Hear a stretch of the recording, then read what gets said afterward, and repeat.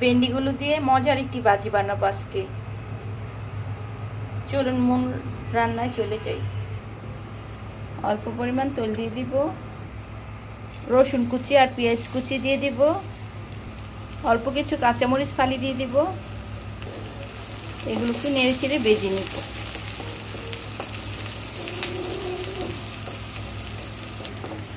এই তো নেড়ে চেড়ে ভেজে নিলাম। এখন ঢেঁড়সগুলো দিয়ে দিব।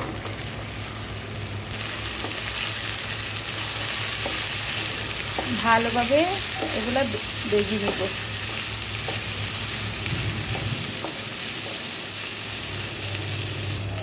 স্বাদ মতো লবণ দিয়ে দিব।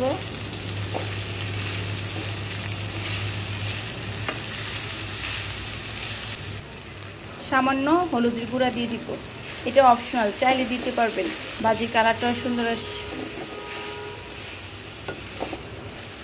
এভাবে নেড়ে ছেড়ে ভেজে নিব। একটু পরপর এভাবে নেড়ে দিব। অল্প কিছুক্ষণের ভিতরেই ভেন্ডি ভাজিটা হয়ে যাবে। একদম অল্প সময়ের ভিতরে ঝরঝরে ভেন্ডি ভাজি। ঝরঝরে ভেন্ডি ভাজি।